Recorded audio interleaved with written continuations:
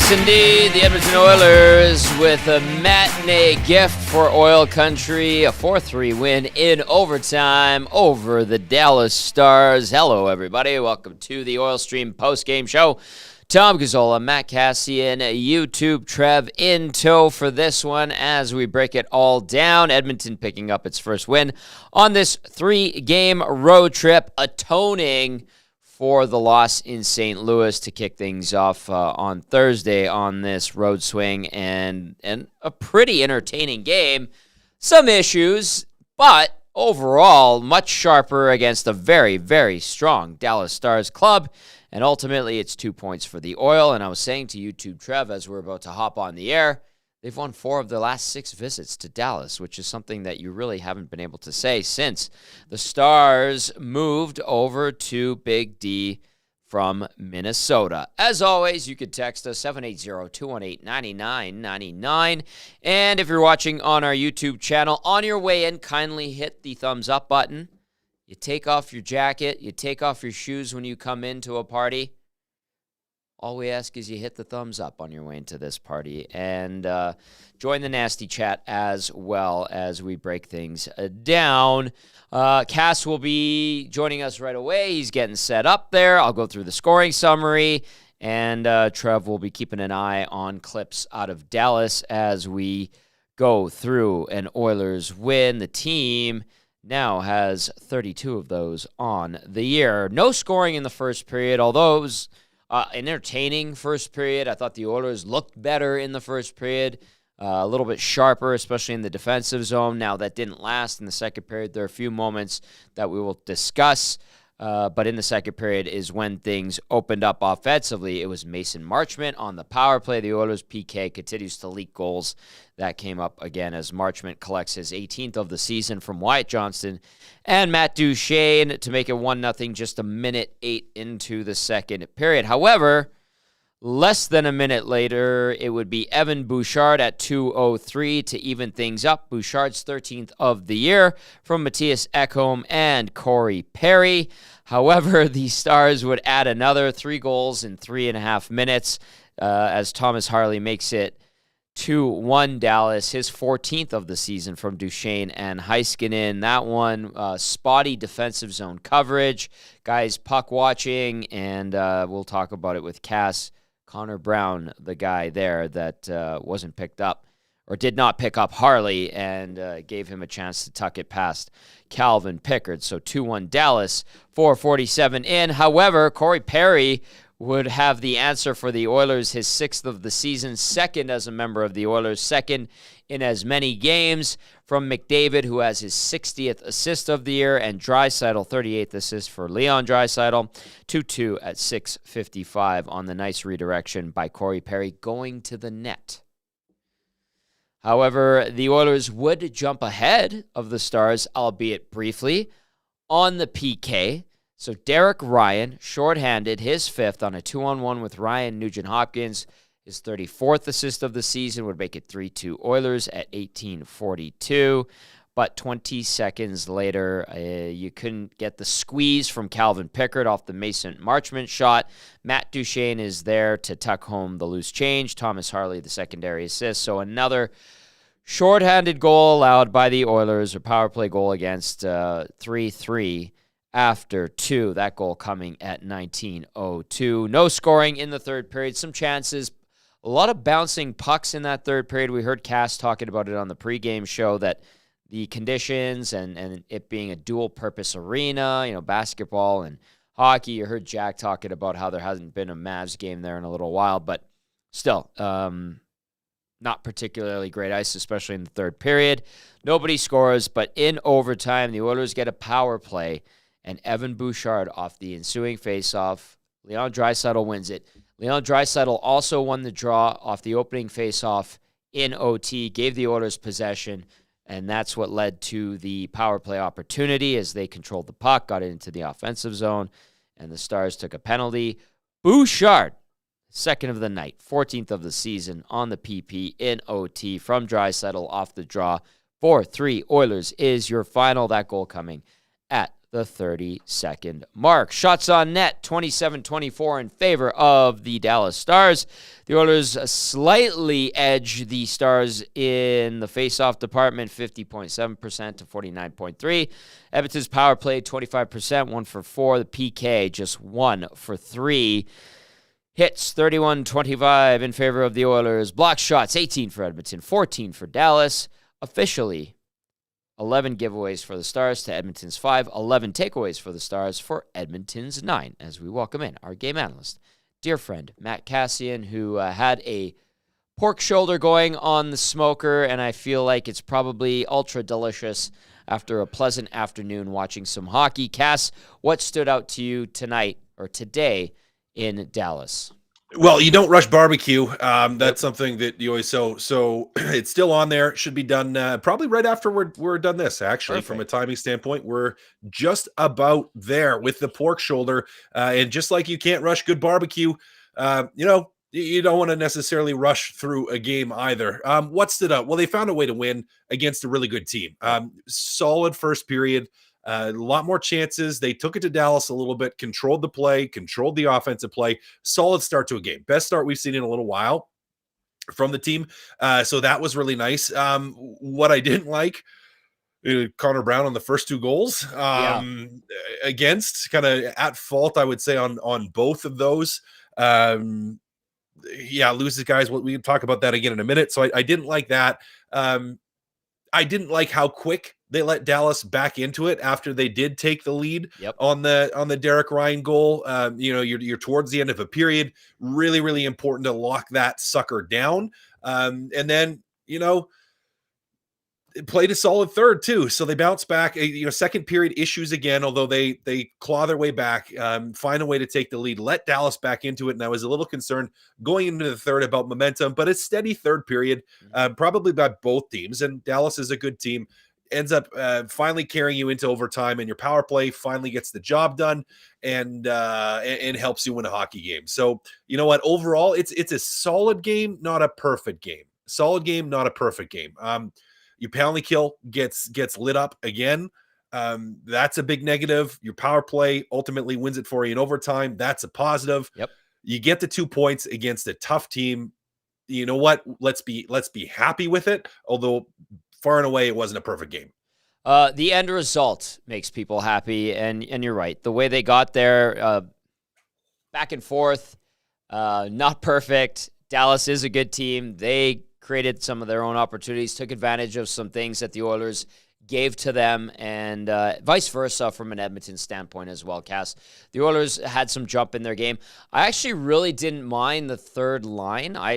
That was the first time in a while I noticed Matthias Janmark for good reasons outside of PK. I was like, oh, Janmark looks like he's giving it a little more oomph today. I thought Warren Fogle was much better. There was a few instances where Ryan McLeod was making smart plays, and then the top line, Cass, as expected, controlling the play, getting the zone time, tilting the ice.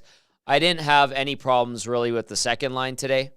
I thought they were just fine. Would you like them to tilt the ice more, get some more zone time, maybe cycle the puck more? Yeah, sure.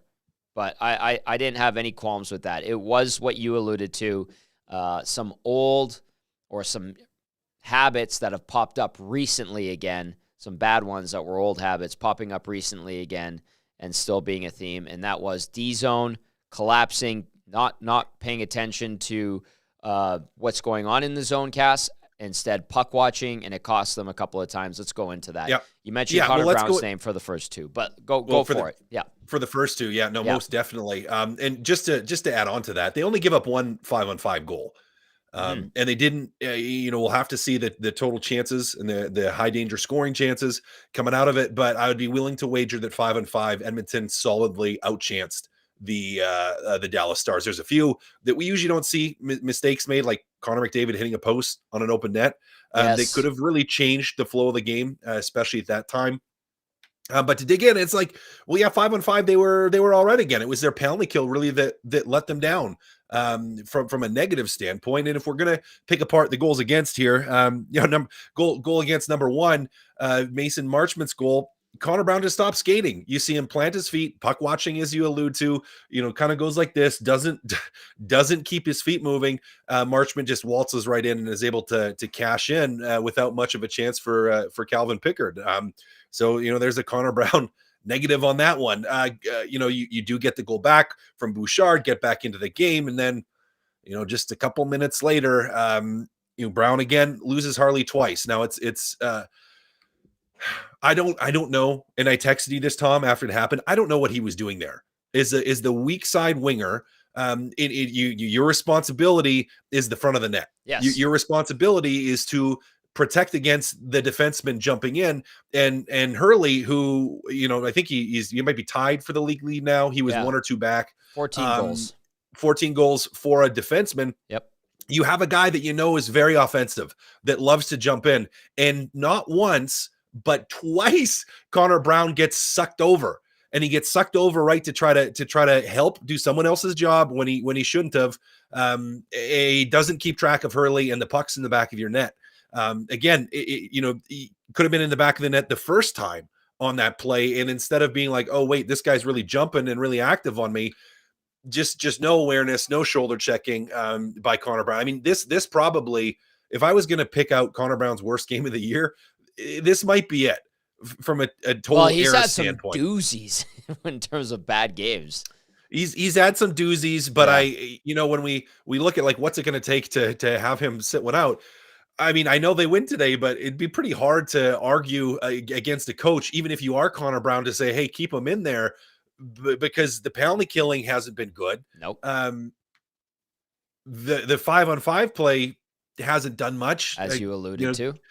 Gives up, I would say at fault here for a grade A against and a grade A that goes in. Yep. So those ones weren't very good. And goal against number 3, Brown on the ice for that one. I don't think it was his fault. I think that was a good goal, tough goal. The puck squeaks by. Yeah.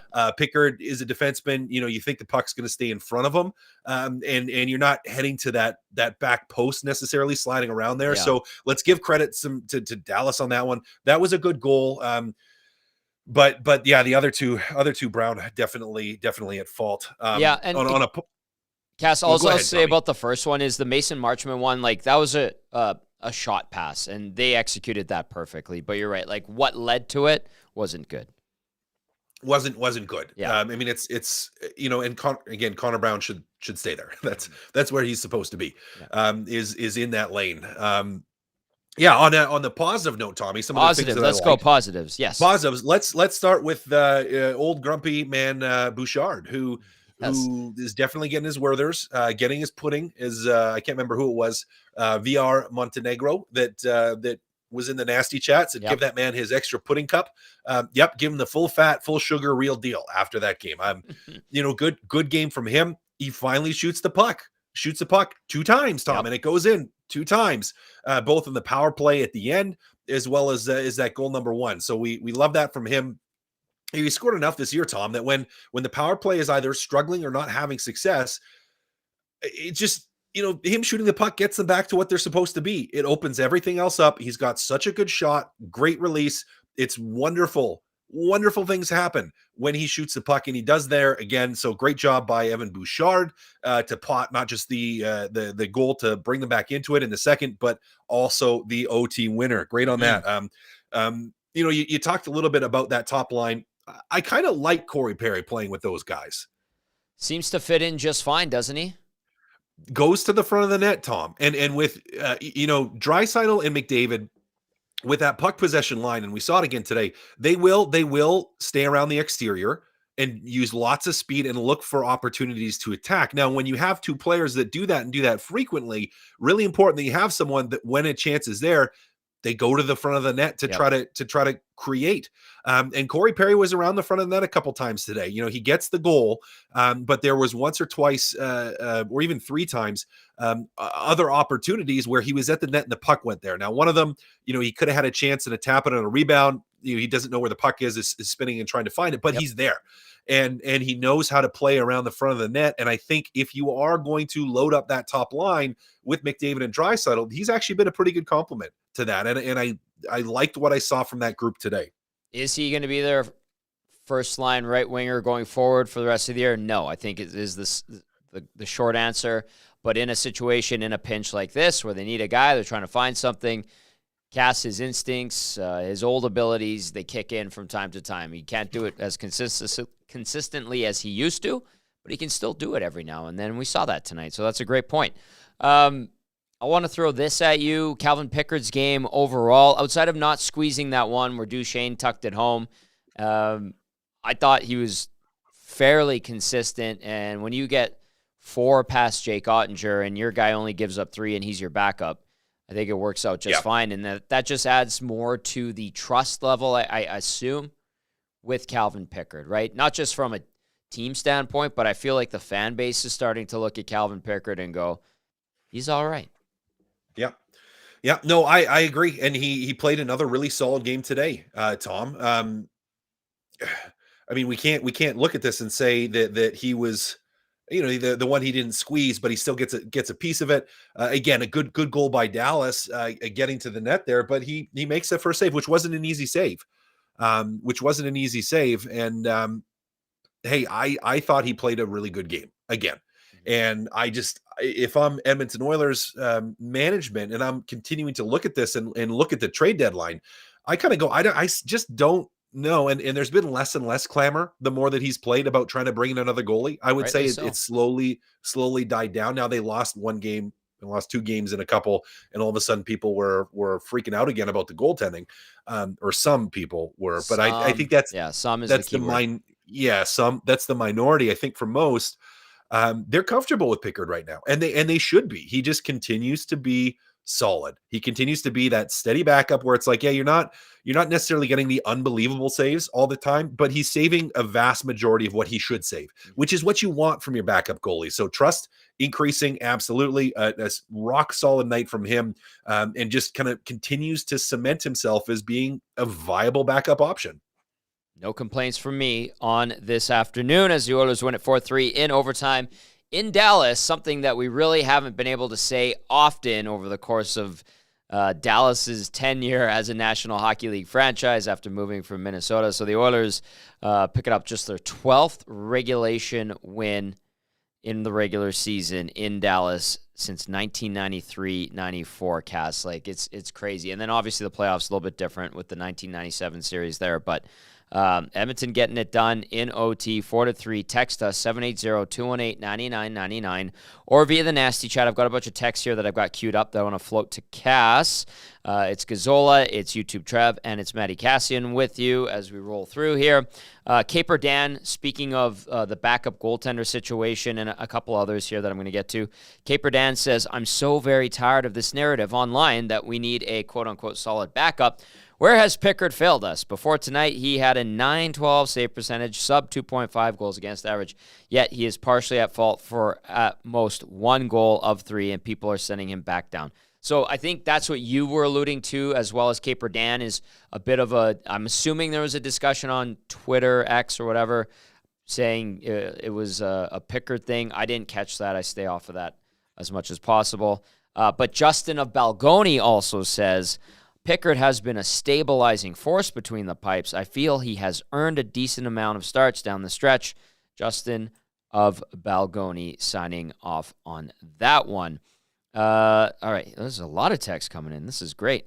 From Conroe, Texas says, Connor Brown adding defensive liability to his sterling resume. Cass waxed poetic about that. Well said, Conroe, Texas. Eden says, an afternoon win. Pickard remains undefeated. He's got a couple of losses, but Pickard has been very, very solid for the team. Somebody, Peter, wrote like a really, really, really long text about why he's angry. There's expletives in this text going into the second intermission. And then Cass, I don't know if you saw this in the inbox, he followed up with, heck, I knew it all along. After they won the game, I'm going to have to read. It's an emotional roller coaster. It is an emotional roller coaster. I love, like, you could, in the text line, not on the Nasty Chat, but you could see how the game is going depending on how people are texting in. And you read them, you're like, well, that changed. Actually, the Juice was saying, hey, Tom, are you still trading away Bouchard for anything? That's something I said like earlier in the season when they were playing absolutely terrible. No, the Juice, I'm not. And I also will reiterate, too, I did say on November 9th after they lost to San Jose that the season was over. Clearly, happily, for the sake of everybody in this damn city, I was wrong. But that was a bad night. And things were really, really awful when it came to the Oilers. But things have certainly changed, and Bouchard looks like he's shaking off that rust from the All-Star break. Cass, a couple more here, and then I'll get some thoughts from you, too. And then I'll let you get back to that pork shoulder on the smoker. Taco says, Tommy, the Oilers made me eat my words from the pregame show. I love it. Taco was not high on the Oilers getting the job done today, and more than happy to be wrong, Taco is. And then KCF says, Pickard is legit despite a bobble. Dallas top scoring team in the NHL. KCF, a lot of people would agree with you on this night. Dirty Curdy with his breakdown, and then I'm going to go over to Cass for some final thoughts from him, and then let him get back to his barbecuing, which I'm jealous of. Dirty Curdy says, big boy playoff-style game. I'm pleased with that effort in Big D. Scrappy, physical effort, tough on pucks, and some missed opportunities. A more urgent shot mentality needed as seen on the final power play. The Brown out continues, and now it's leaking into the D zone, but what a great win. Nice to get it done, boys. Long live the grease from Perry. Dirty Curdy, who also adds, this says it all. Connor Brown, 43 games played, 4 assists. Corey Perry, 7 games played, 2 and 2. Yes, Dirty Curdy's right. Cass, the other thing, too, about this win, and I got this tweet. Somebody fired it my way. I'm going to look it up because it is pretty relevant, and I was like, okay, I'm going to save that one for later. It's from Seamus O'Reilly, who sent it a couple of hours ago to myself, Stoff, Gregor, and Lowtide. Said, if the Oilers lose this game this afternoon, they would be 0-7 versus the top 4 teams in the league. Points-wise, 0-2 versus Florida, 0-3 versus Vancouver, 0-2 versus Dallas. Not good enough if you have cup aspirations. Well, thankfully, if you're an Oilers fan, they did get the win, and it is so 1-6 against the top 4 teams points-wise in the NHL. A shot in the arm, boost of confidence, Cass. How is this one going to be taken by the Oilers? Yeah, well, a bunch of those games against a bunch of those teams were earlier in the year. Correct. When they were losing to everybody, not just the good teams. They were losing to the bad teams too. They were losing to everybody. They weren't winning anything. So I take that with a touch of a grain of salt. When we look at when they started playing well at this streak, yes, some of those teams they didn't play, but they haven't played as many of those teams since they've been playing well or since they've been playing better. So, again, great grain of salt with it. With that being said, it is a confidence boost to say, hey, this is one of the best teams in the Western Conference, one of the best teams in the league. One of the highest scorings, if not, I think the highest scoring team in the league, although that may have dropped slightly today from a goals per game standpoint. But Dallas is a really good team, and you beat them. And on the road, it took till overtime, but you're not worried about where the Dallas Stars are from a point standpoint. You're just worried about getting points for yourself. So is it a shot in the arm? Absolutely. To come in on the road, again, wasn't a perfect game. It still had a little bit of some or too many let-ups at times. Penalty kill still leaky, but you got a huge win out of it. So is it a shot in the arm to head into games like when I know it's Arizona next, but then a Boston coming up shortly too? Yeah, it's a shot in the arm to say to get yourself up for a big game. They did, as I said earlier, they had a great first period. Right out of the gate, they were the better team for the first period. And to go out and to be able to control the play, and yes, Dallas worked their way right back into it, and then it became, an even game for most of the rest of the way. They held on. They took more than 60 minutes, but they got the win. Mm-hmm. So shot in the arm, absolutely.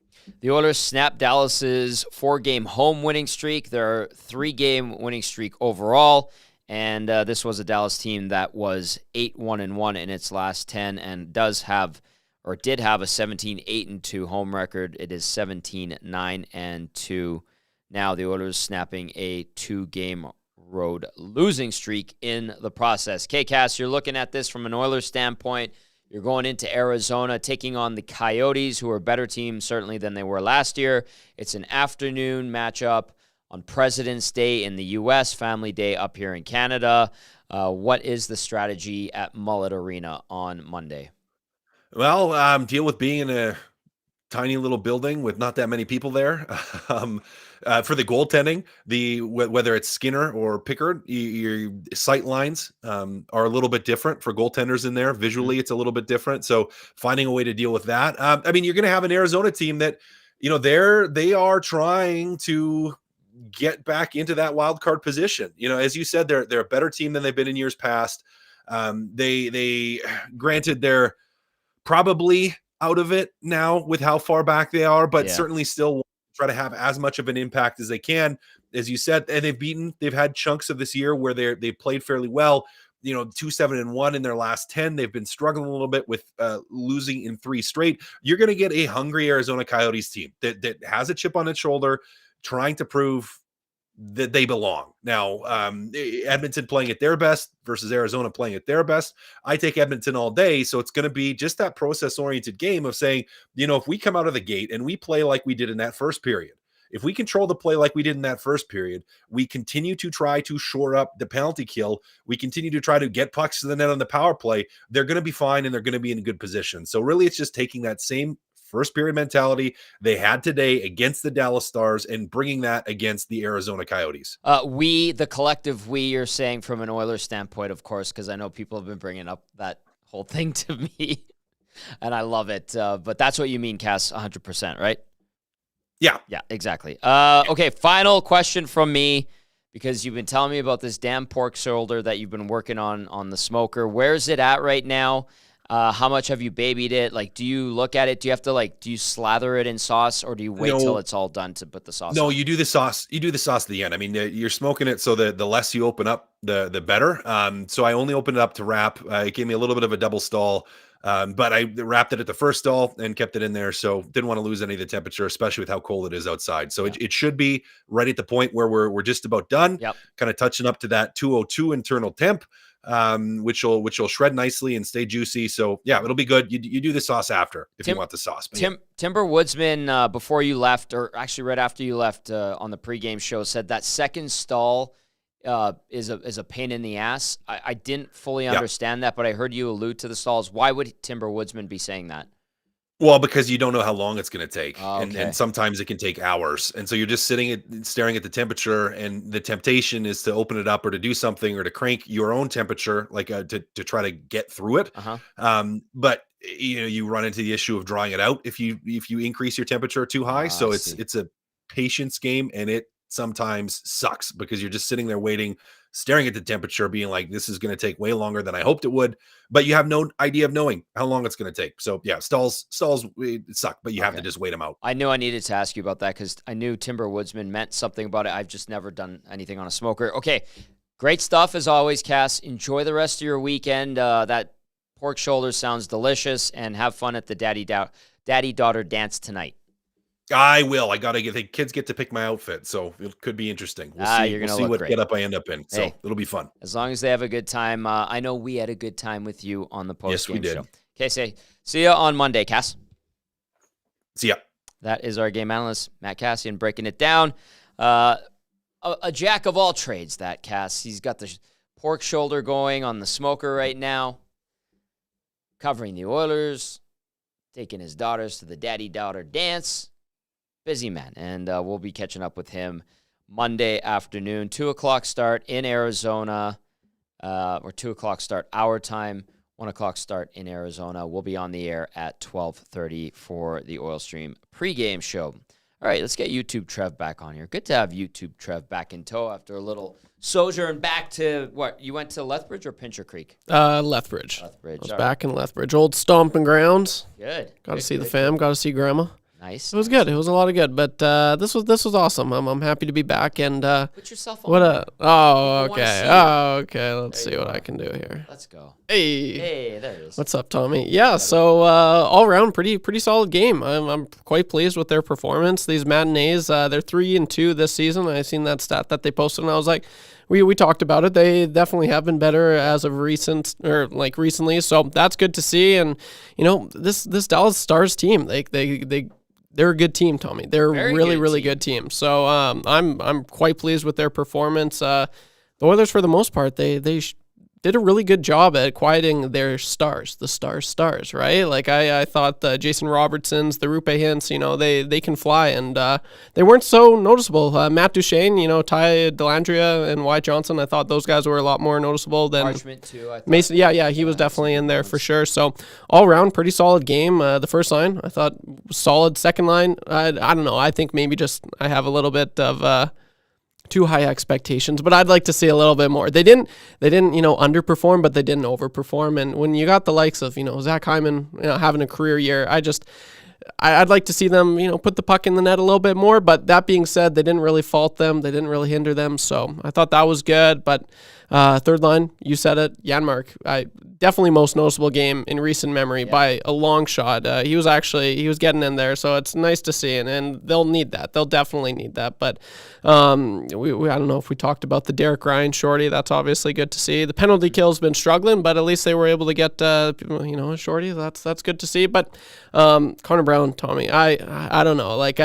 Everyone's saying Connor. It's not you don't know. You know. Yeah, I know. You're trying to be positive about this and give him the benefit of the doubt because you're a nice guy. But it is not happening. No, it's not happening. And every game is this is the game. I'm starting to think I really am, Tommy. I don't think he scored a single goal all season, and it sucks. I don't want to say that. Seems like a nice guy. The guys like him, but it's tough. It really is tough, and you're rooting for him. But it's just Cass, referred to it as his defensive blunders. At least when he wasn't scoring, us fans and us reporters were all saying, well, he's got that hustle. At least he's doing.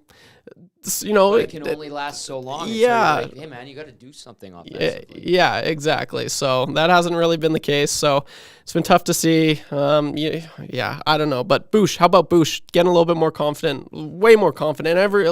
It's like for every 5 pretty good games, he has one stellar game. I think that was on full display today. He was just really, really good. And then he'll have one blunder. But I mean, I'm really loving Bush's game, and those fake shots.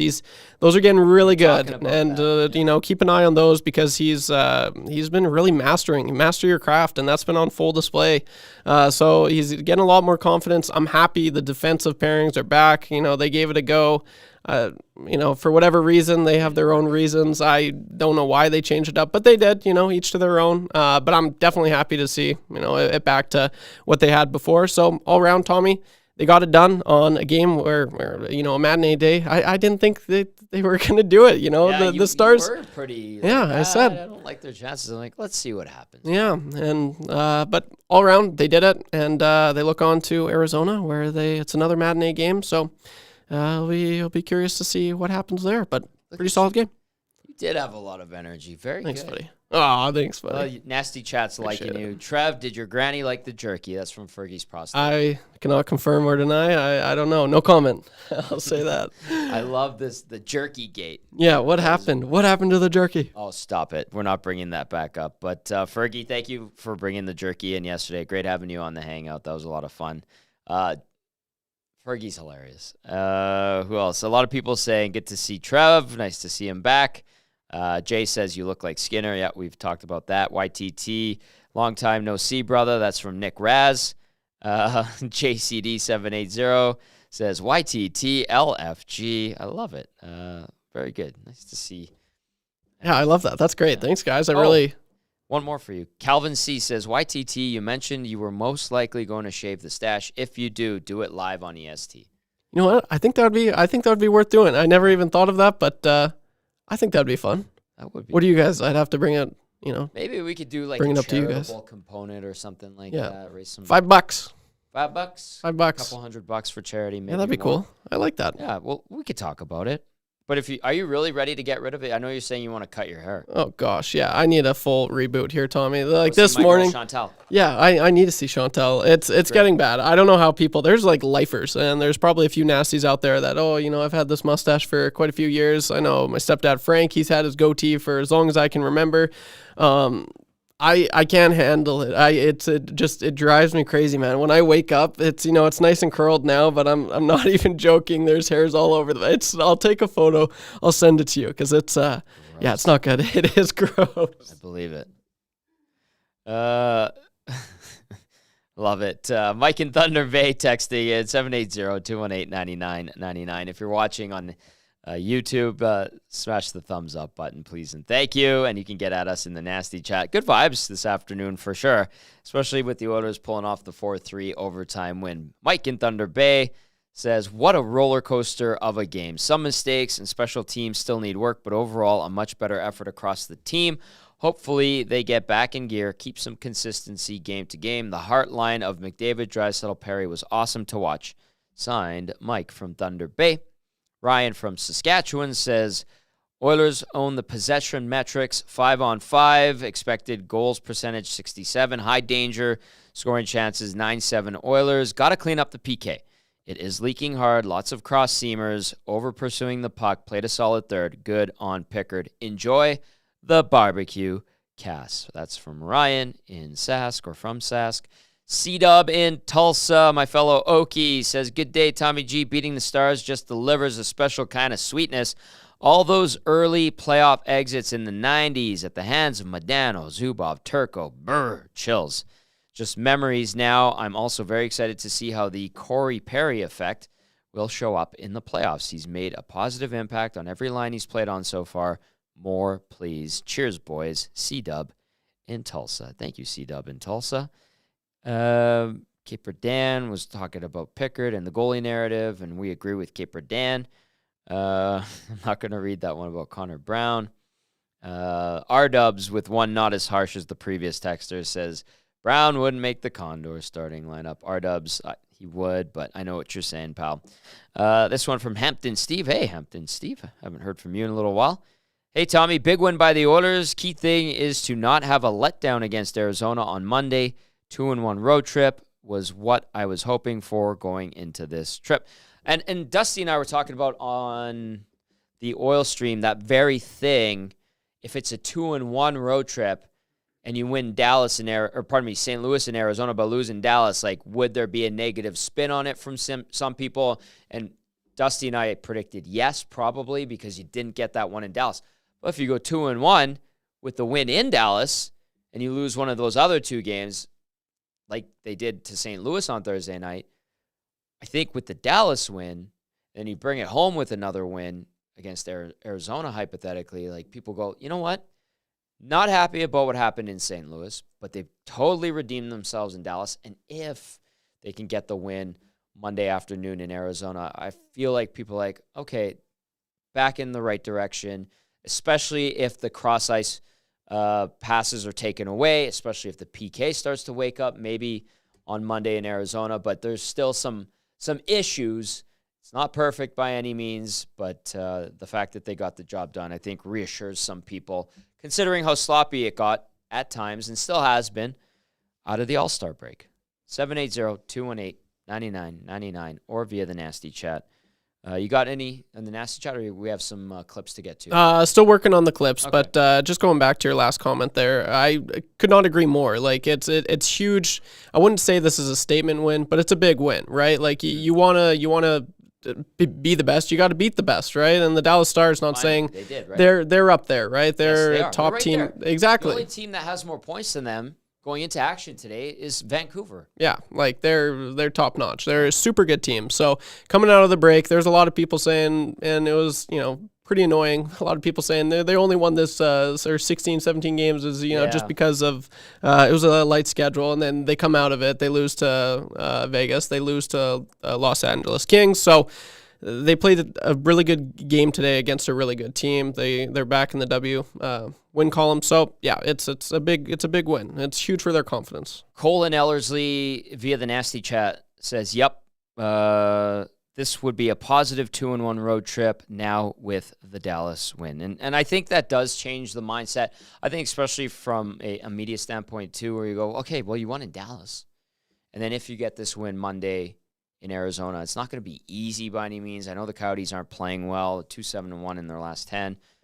But you go and you get that one. take care of business, and at the same time, maybe you improve some deficiencies in the game of late, that being PK, obviously, defensive zone awareness, obviously, minimizing cross-seam passes in your own zone, then I think you're going, all right, step in the right direction in terms of overall play, and then if you get the results and the 2 points, and you're going, okay, this is good, and maybe they can get back to putting together a nice stretch of wins. But the schedule doesn't get easier with Boston coming in next week.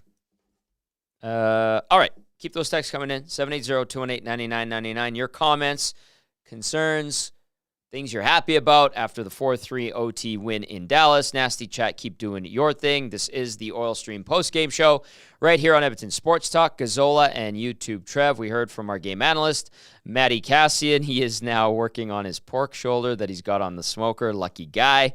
And we've got a good 20 minutes left at least, maybe a little bit more. We will go inside the Oilers locker room in Dallas following their win. This is a busy Saturday in the National Hockey League. A ton of games, as is tradition.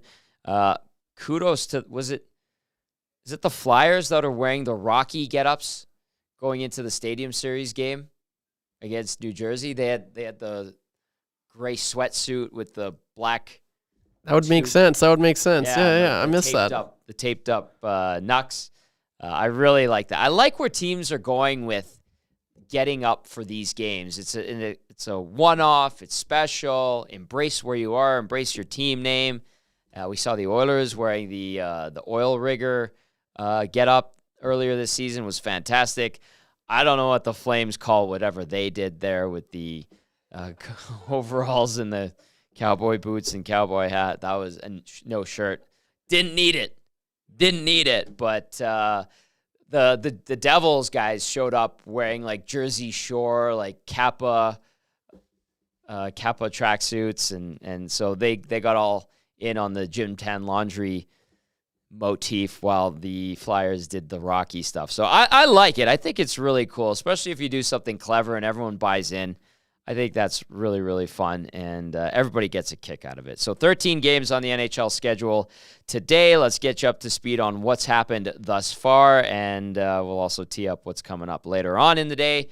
Earlier, you had the Kings beating the Bruins. The Kings, a bit of a tough go lately after beating the Oilers, but they get a big victory over the Bruins, 5-4 in OT. Chicago, 3-2 winners over Ottawa at United Center. And Connor Bedard continues to put up points since coming back from his broken jaw, wearing the full bubble face shield, and doesn't seem to be hindering him as he has an effect positively for the Hawks in their 3-2 win. The Red Wings, and I think people around here will be like, boy, that makes my Saturday that much better. The Red Wings up 4-0 in Calgary over the Flames, 5 minutes left in the third period. No score after 2 in Minnesota. Sabres and Wild playing there. St. Louis hosting Nashville. Nashville looking to atone for a 9-2 loss at the hands of these Dallas Stars that we watched this afternoon. 2-1, the Preds lead the Blues after 2. 6-1, Florida leads Tampa. 4 minutes left in the second period. Ooh, not good. Montreal hosting Washington. You've got Toronto gets Anaheim at 5 o'clock our time. Of course, New Jersey and Philly in the Stadium Series game from MetLife Stadium, and then Vancouver gets Winnipeg. That's the one. Actually, I'm going to probably watch the Stadium Series game, but I'll probably flip back and forth between that and the start of the Jets and Canucks game. San Jose welcomes in Columbus. No, thank you. And then Vegas gets Carolina at 8:30 our time to wrap up the evening. Maybe I watch some of that. Hopefully I'm out somewhere enjoying a delicious social sparkler among my friends and maybe some new friends downtown Edmonton tonight. Look at you nodding and smiling. I like it. I like it, Tommy. It's my Saturday too, damn it. Absolutely. All right. Anything to add, or do you just want to go into the locker room? What do you want to do? Yeah. No, let's head her to the locker room. He scored the other day. He scored this afternoon. Here is Corey Perry. Response of your group tonight coming in and, of course, taking it in overtime. I thought we had some legs. We had some jump. We know they're a very good team. They play well off the rush like we looked at before the game. I thought we had some really good shifts, momentum shifts, and hemming them in. And all around it was a great game. What did you like about being able to play alongside Leon Draisaitl and Connor McDavid tonight? Well, I think it's pretty fun. They're two tremendous players. They see the ice very well, and that was a beneficiary on that goal, and Leon making a great play over across the team, and Connor finding me back door. So, like I said, they two world-class players. Cory, what do you make of your role on that line? Definitely there to be a net front presence, and you get that big goal on the deflection from Connor's pass. Just what do you make of your role and what you're looking to achieve looking to bring on that line? Just trying to give them space, time and space. Connor's going to be skating and moving around and cutbacks and all that the fun stuff. And a couple times there, he set a little pick and let him go and then get back to the front of the net. And I spent a lot of time in 5 feet in front of Ottinger tonight. So I'm no stranger to being there. So it was fun. What did you make of the manner of how the goals were scored tonight? They definitely came in bunches, and how did that kind of play into how the game sort of unfolded in the first and third periods? Well, I think you look at it, and the two teams are pretty even. You get one, they get one right back. They get one, we get one right back. So it's when they score, you have to take that momentum away right away, and I thought we did that a couple times. Got a few weeks playing alongside Evan Bouchard. He comes up big tonight. What do you notice about his game and how he contributes to this lineup? He's confident back there, and there's no panic in his game when he gets the puck at the blue line. He's always making the right play, and I think he knows when to shoot. I think he saw that in the overtime goal. He saw something in front and let it fly, and that's what we need. Yep, it would be a lot of fun playing with Connor McDavid and Leon Draisaitl, and Corey Perry took full advantage, a goal and an assist in tonight's game, also praising the play of Evan Bouchard and discussing how the Oilers were able to bounce back and manage to take away momentum at times, but also gave it up at times as it was a very back-and-forth second period. But overall, a good afternoon for Perry and the Oilers in the 4-3 OT win. Displaced you, Connor, called me out, and I noticed it just now. I had to go back and look and said, Tom, the Devils were paying homage to The Sopranos. You, of all people, should have noticed that. And I just saw them coming off the bus really quickly, and I was like, oh, Jim Tan Laundry, Jersey Shore.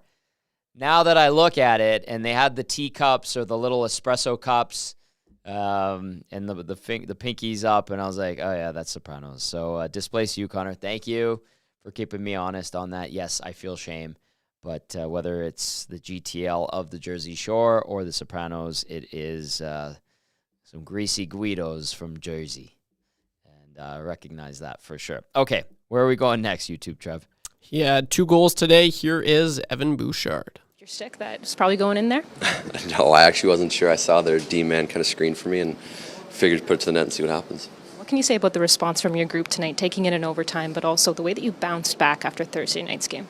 Yeah, that was huge. We knew they were a good team. We had to play a really good game, and we did that. That's what makes us so special. We can compete with any team, and we know what we have in here. What did you make of the manner of just how there's 6 or all those goals scored in the second period, and the team had to play defensively in the first and third periods? Just how that kind of unfolded for your team. Come playoff time, you really got to play solid defensively, and I think we were working on that, keeping the puck out of our net. Last game obviously wasn't good enough, so that we knew we had to be better. They put up 9 goals last game, so that was really a focus of ours, and it worked out. When you look at that top line that the Oilers have and 3 Hart Trophy winners, just what do you make of the skill of that line and just how they're able to go about their business and contribute? Yeah, I mean, if you can get them the puck, they usually do good things. So it's a focus of ours, get them the puck in good spaces and, just watch what they can do. The way that the goals were scored in the second and the timing of them, it was about 2.5 minutes or less that they were scored, very back and forth. Does that add to the momentum of the game and just overall the pace of it? I think so, yeah. I think the more you can control momentum, the better it is going to be for your team. I think we did a good job of that tonight, like you said. Goals going in back and forth. If we can clean that up a little bit, we'll be just fine. What would you make of that move by Leon to create the power play? Yeah, I mean, it's special. Like I said, you give him the puck, you give Connor the puck, give most of our forwards the puck, they're going to make a great play, and that's, of course, what he did. There you go, Evan Bouchard, overtime winner, 1 of 2 goals for the Oilers blue liner this afternoon in the 4-3 victory in Dallas. You could text us 780-218-9999 or get at us in the Nasty Chat. Nasty Chat doing its thing. Nasty Chat, good vibes. Good vibes today. I'm liking it. Text line, good vibes as well. A couple of criticisms, and rightly so. EA texting and says, it wasn't pretty, Tommy. PK still atrocious. Power play is still not doing much. A win is a win at the end of the day. Some 6 o'clocker loggers upcoming tonight. EA. Nicely done. Trev likes that. 6 o'clocker loggers. Yes, sir. Sign me up. But a couple of things PK-wise and power play-wise that EA brought up. PK definitely still not making progress. And it slipped. I think it was, I'm going to double check here. I think it slipped to 13th in the NHL going into action today. Yep, 80.6%. It was 13th. It does add a shorty on Derek Ryan's goal, but like shortly after that, was it 20 seconds later, it coughed up a goal again, so that's moot point. And it's leaking. So that needs to be fixed up. And then the power play. The power play did connect, especially in OT. That 5-on-3, though. That 5-on-3 for almost 2 minutes, and it didn't really. Like, they had great possession. They were moving around. And what was it that you said to me, Trev, that you said about them on the 5-on-3, the Oilers on the 5-on-3, that you're like, why are they doing this? Why are they like that?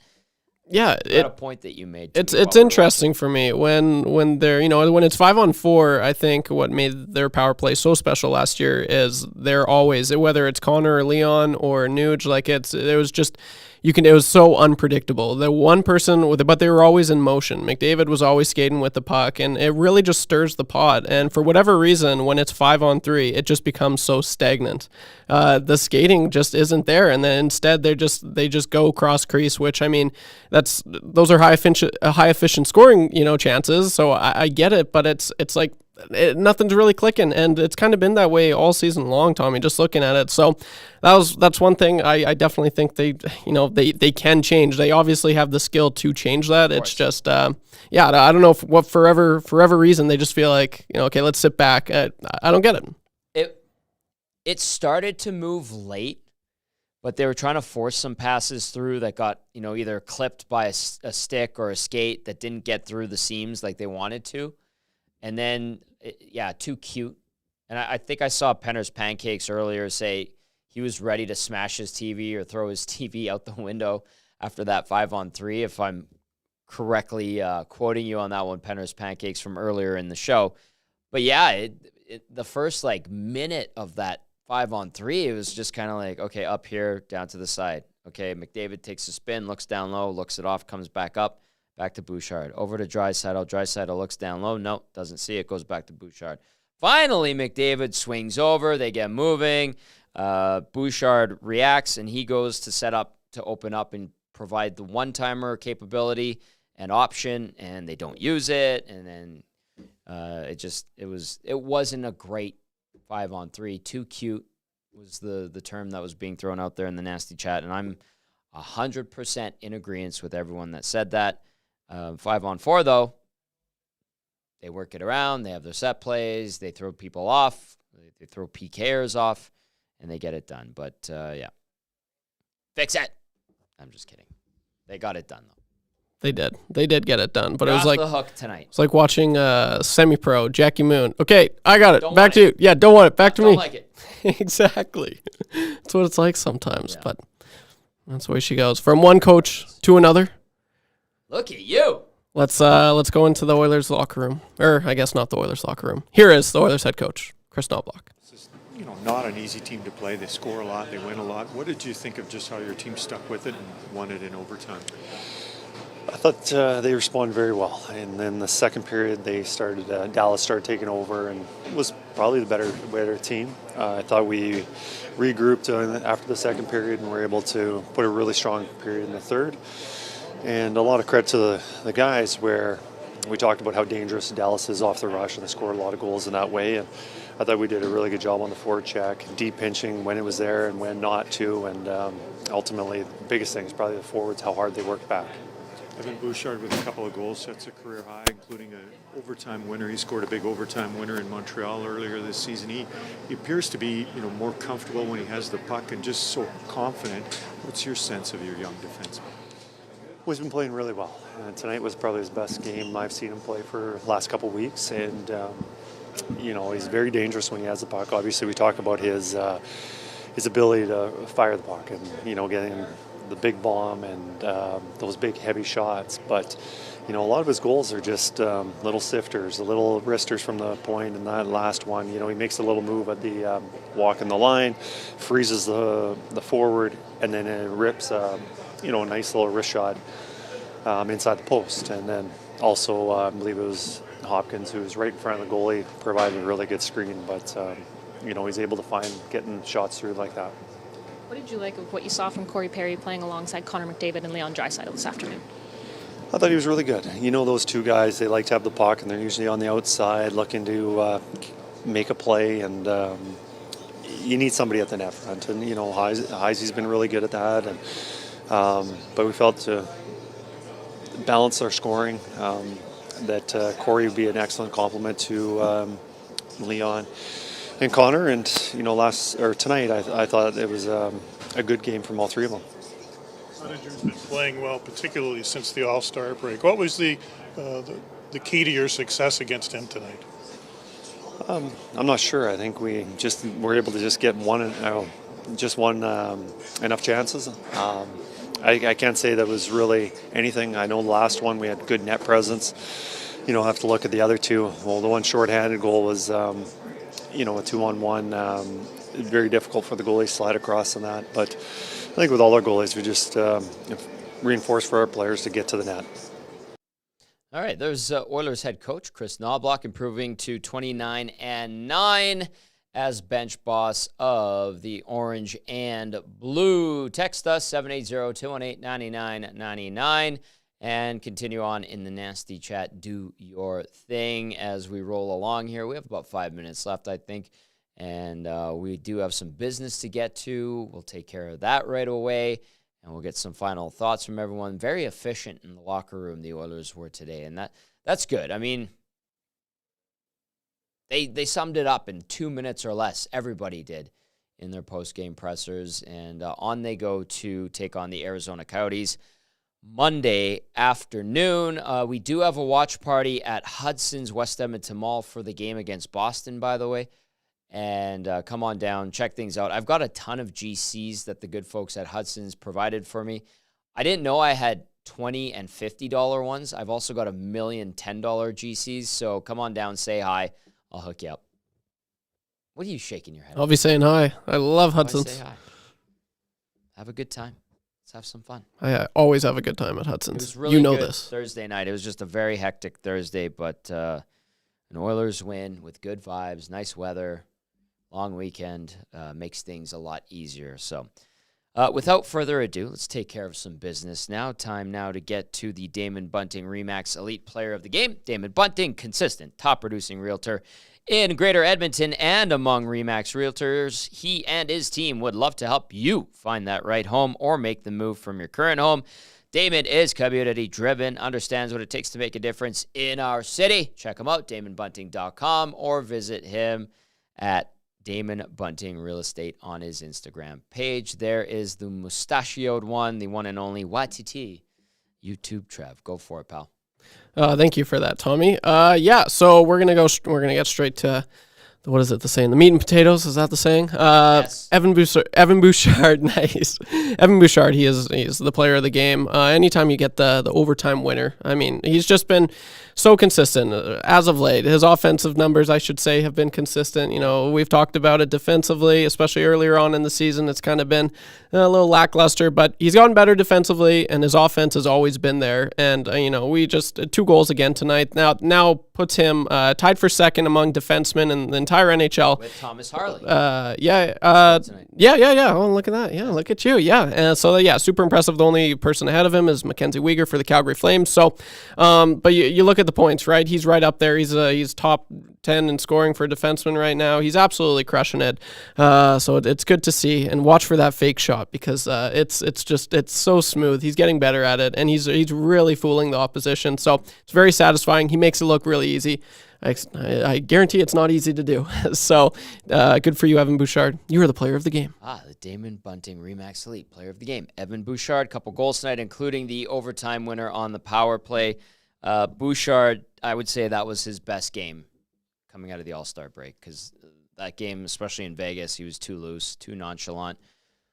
Slowly gotten better, gotten the cobwebs out, rust, whatever, shaking off the rust, and today was, I think, easily his best game since coming out of the All-Star break. I agree. Thank you. I agree, Tommy. Appreciate that very much. Of course. I appreciate that, Treb, very, very much. Someone texted in the nasty chat, said 5-0 Detroit now. 5-0. Let's take it. 5-0 is the final in Calgary, so a tough one for the Flames. People around here say, oh, that's too bad. And then just, something like that. Okay, this text from Adam. This was in regard to the 5-on-3, I think. Adam says, most of those guys ended up being out there for 3 minutes. I think they were tired. But, and Adam, like, that's probably true. But when they started moving was late in the 5-on-3. That's when they started to shift around and throw some different wrinkles in there. Still couldn't get the job done. Understandable and good point. Totally valid. Thank you for pointing that out. Timberwoodsman says, I love seeing Vinny getting mean, taking guys out, making it hard for guys. Going to be huge in the postseason. It's nice to see, like Timberwoodsman brought up about Desharnais, his game getting better as the season's progressing. And as the games are getting tougher and the level of play picks up, like it does every NHL season towards this time of year, that he's also improving and his overall game's getting better. And the question marks about him, which there were a bunch going into the season, early in the season, even a little bit after the Oilers started playing better, those have kind of quieted down for sure. So that is a really good sign, and I like that Timberwoodsman brings that up.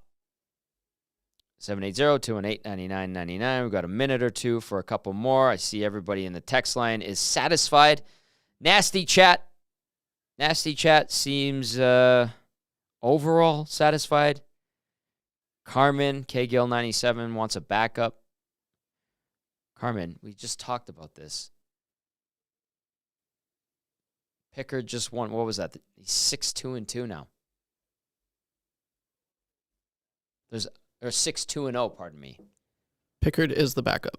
He's the backup. I'm so content with that. Other areas of concern roster-wise outside of goaltending. Carmen, what are you doing to me here? You're killing me. You're killing me. All right, final thoughts from you, YouTube Trev, as we get set to say good night.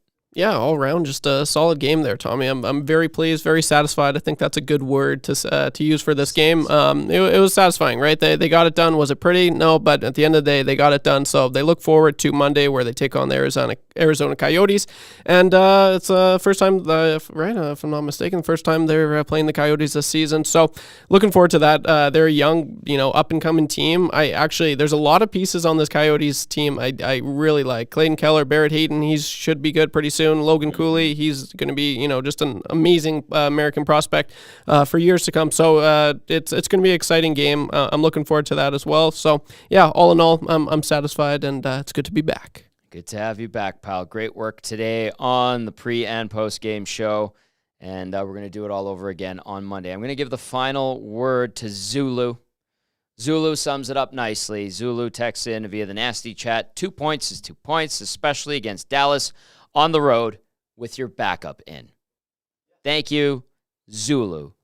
Nice.